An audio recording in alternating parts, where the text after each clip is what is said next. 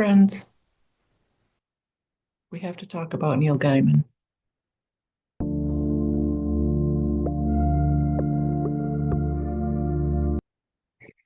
It's been a while since the latest flurry of information has come out, and I just feel like it's something that can't be ignored, that it's something I want to talk about because I think it's something that's important to so many of us as women, as readers, as people who care. Um, and as sci-fi and fantasy fans, we are part of the speculative fiction fandom and the world, and we create this culture as much as the people who write the books. So I think it's important that we have our space and talk about this.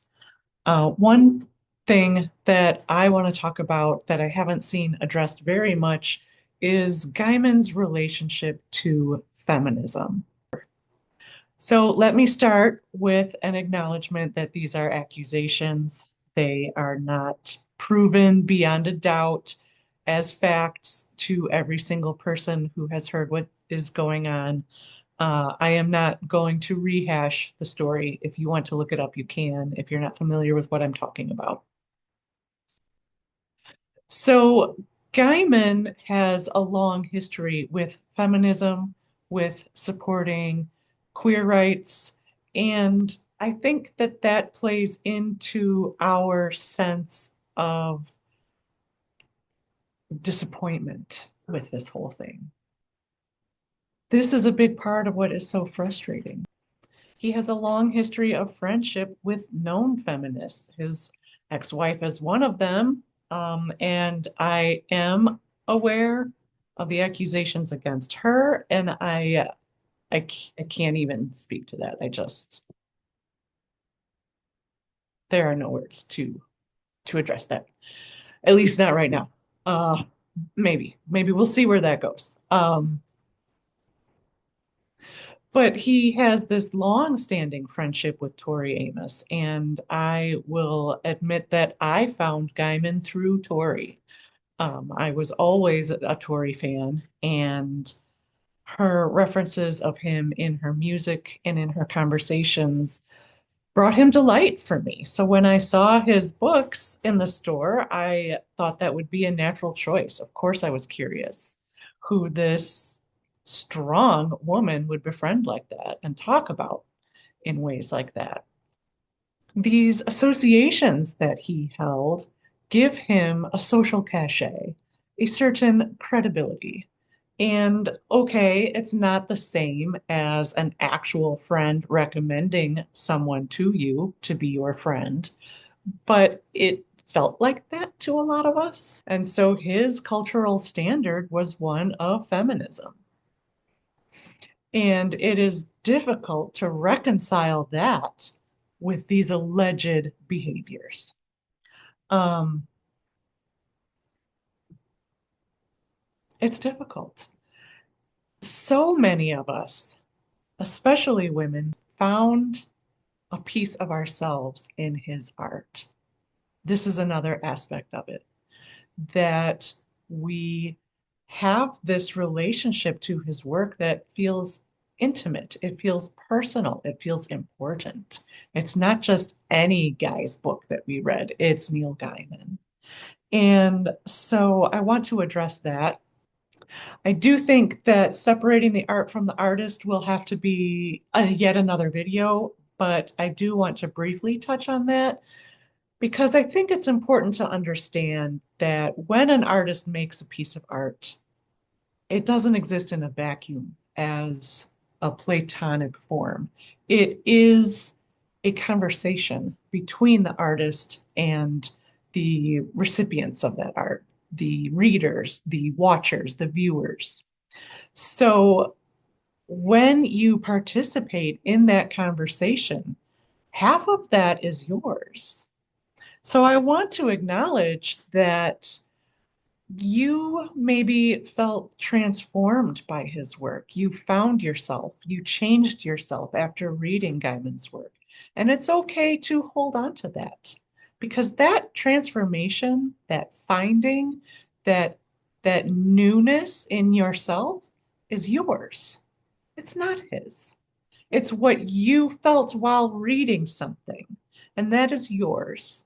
And you get to keep that, even if you discard your fandom, even if you discard your attachment to him as an author and as a creator. I want to acknowledge that I am not holding Tori or any other feminists who maybe talked about Gaiman responsible for his actions. The person who is responsible for Gaiman's actions, no matter what they were, is Gaiman, no one else. If it's true that Palmer played a role in all of this, she's responsible for her role that she played, whatever it may be. You are responsible for your actions and no one else's. So you read a book and had a positive experience. That's your experience that you get to have. And I want to make it clear that Tori is not responsible. It seems clear from her interviews regarding this that she did not know this was going on. And I can't imagine. As someone who is a survivor of sexual assault, as someone who has spent much of her life supporting survivors and helping them to survive and to get free, working to support organizations that will help people. I cannot imagine how she's feeling right now. Uh, I can't imagine. As a writer, I can make up whole stories, but it's not my place to imagine how she's feeling right now. But I can feel my own sense of deep frustration and sorrow and some regret, yes, and anger. And those feelings are valid. We've been betrayed. And I think from the stories we're hearing, intentionally so or knowingly so, to feel like this person should have been an ally and instead is very much not, is an astounding feeling of betrayal. And it's okay to feel that way. I want to emphasize that. Um, that as fans we can mourn this moment and we can be confused. So I mentioned separating the art from the artist, and it's a tricky thing. And I will go into it more in another video. But for now, I think it's okay to say that while your transformation through his art is yours, as I said before, continuing to support someone who has maybe done these things is something I cannot do. And if I see people who do continue to support his work, well, then to me, they've made a choice. And that choice is that I don't give a shit about women. That's just the choice that I see them making, or that women are not the priority art. Art is, right? Men's art is. That's the choice that they're making. And I want to be quite clear about that, that Gaiman's work will not appear on the shelves behind me when I am up in my office and able to make recordings with my bookshelves behind me. Um, does it mean that you throw away everything of his that you have? I don't know what good that would serve. Um, the money's already been paid, right? The object has already been turned from a tree into a book or a comic or whatever. But if that is cathartic for you, then that's great. That's fine. Go ahead. If it is unbearable, then you don't have to. You can put that decision off. You can decide to keep your stuff. That's fine. We can all make that decision.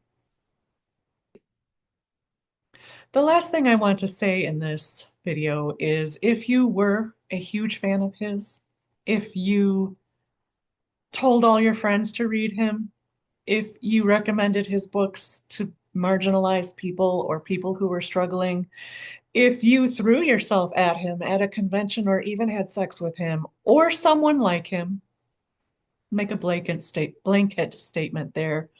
Um, None of this is your fault. You don't have to feel guilty. You are not responsible for his actions. I want to reiterate that. I want to take up the mantle of Giselle and say, flip the script. He's responsible for his actions. You are responsible for yours.